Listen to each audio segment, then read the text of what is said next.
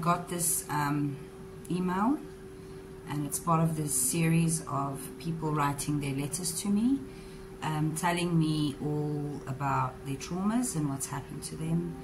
And this one is in Afrikaans. I will see if I can have it translated, but I would like to get it out there. So let's start. Vertel my story asseblief. Today is the Sunday, the 23rd of March, and Goeiemiddag Ananda. Ek skryf al weke aan hierdie brief. Skryf, delete, huil, delete, begin weer, delete weer, maar vandag gaan ek skryf en ek gaan klaar kry. Jou YouTube kanaal, waar jy bereid is om mense se stories te vertel, gee 'n stem aan mense soos ek, wat so getraumatiseerd is, dat ons vandag nog sukkel om te praat oor wat met ons gebeur het. Nie eers ure se terapie oor jare kan dit help verwerk nie. Ek het later opgegee, want dis hel om elke keer die gebeure te herleef. Dit is soos om elke keer 'n skerp ding in jou rou wonde te druk en dit wyd oop te ruk. Vir dae na die tyd kan ek nie eet nie. Ek kan nie slaap nie. Ek hoor die vuil goed se asem in my nek. Ek voel sy vieslike hande om my en ek sien sy oë en ruik sy waaglike reuk. Net om hier te skryf is bitter swaar, maar ek het moet dapper wees.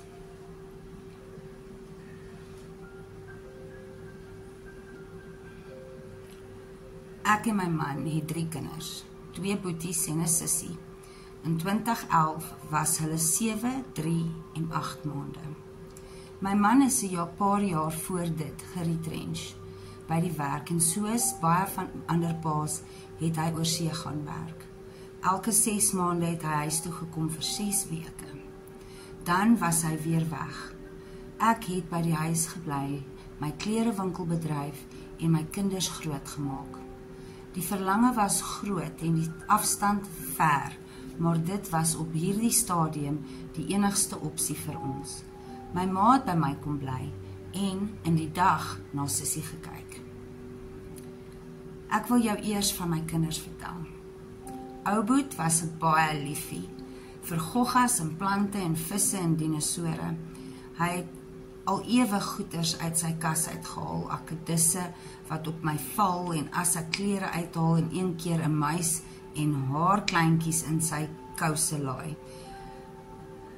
Skool gaan was vir hom van die eerste dag af 'n straf en baie keer moes ek die winkel toemaak en die skool toe jaag om hom te gaan soek, as hy pouse agter die goggas aandwaal en later strate ver van die skool gekry word, baie trots op sy jag van die dag.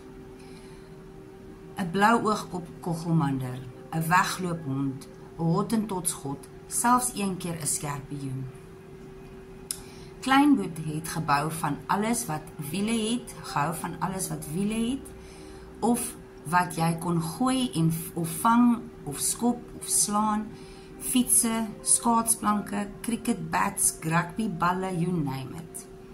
Ek en 'n poetsbakker van formaat.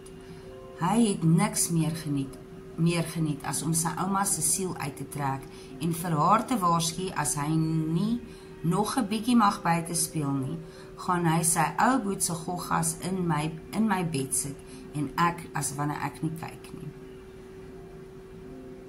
Sussie was nog klein en kon nog nie loop nie. Haar boeties het haar soos goud opgepas. Dit was vir hulle niks om haar aan die slaap te stoot in haar pram as mamma kos maak in die aande nie, of vir haar 'n bottel gee of met haar te speel nie. Ouboet kon al so bietjie lees en het sommer selfs die storie in die boek oopgemaak as hy nie in die woorde, selfs die stories in die boek opgemaak as hy nie die woorde geken het nie. In Oktober 2011, 2 dae nadat my man weer terug is, het ons een Vrydagmiddag na 6 by die huis gekom. van die werk en na die skool af.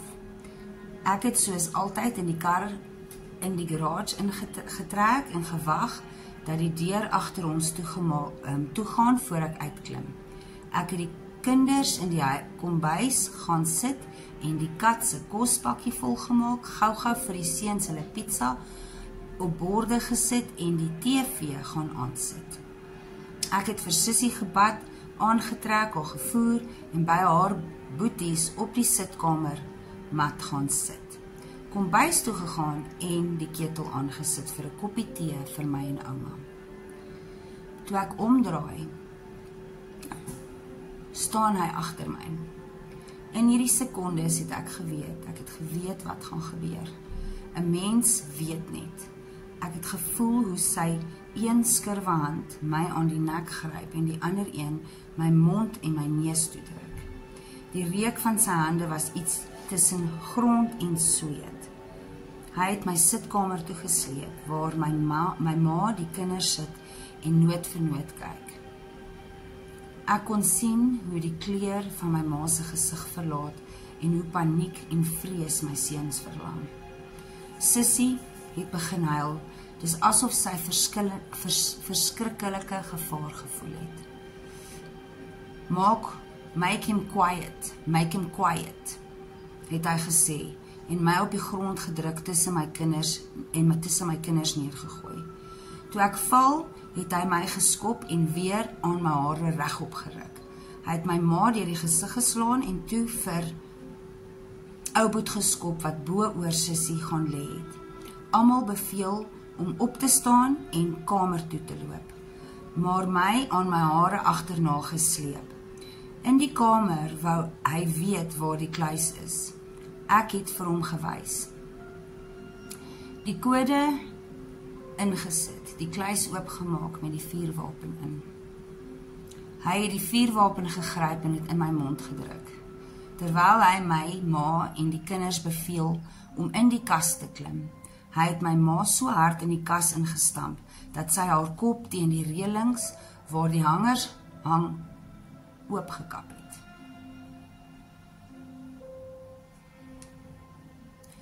Jy weet wat daarna gebeur het.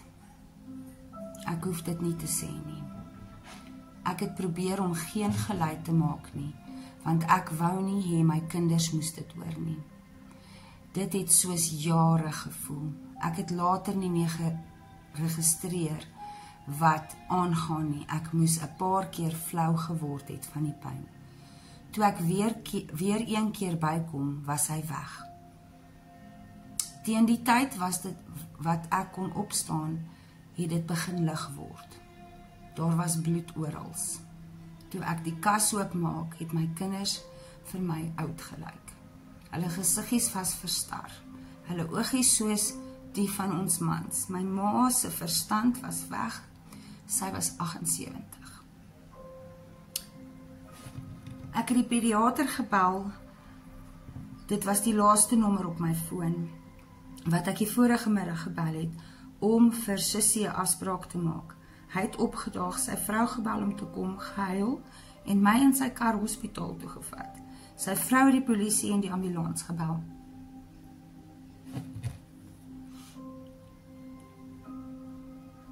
Al 5 van ons het oorleef. Maar ons almal dood daardie nag. My ma was nooit weer dieselfde nie. My seuns het stil en bang geword. Sissie was gelukkig nog klein. Daar het nie veel van dit gekom nie. Niemand is ooit gevang nie. Lewens daar buite loop hy nog rond. My man het 2 dae later by die huis gekom en nooit weer teruggegaan nie. Hy is dood daardie nag. My sterk man, my trots, het homself verwyd dat hy nie by die huis was om ons te beskerm nie. Hy sê die nag wat dit gebeur het, kon hy nie slaap nie, maar hy wou nie huis toe bel en vir Sissie wakker maak nie. Ons het eers by familie gaan bly en toe na 'n ander huis toe getrek. Vriendinne het my winkel oopgehou Ek het nooit weer teruggegaan na my huis toe nie. Ek kon nie. Toe ek die eerste keer terug gaan winkel toe, het daar nog 'n paar van die rokke gehang wat ek daardie Vrydagmiddag uitgepak het.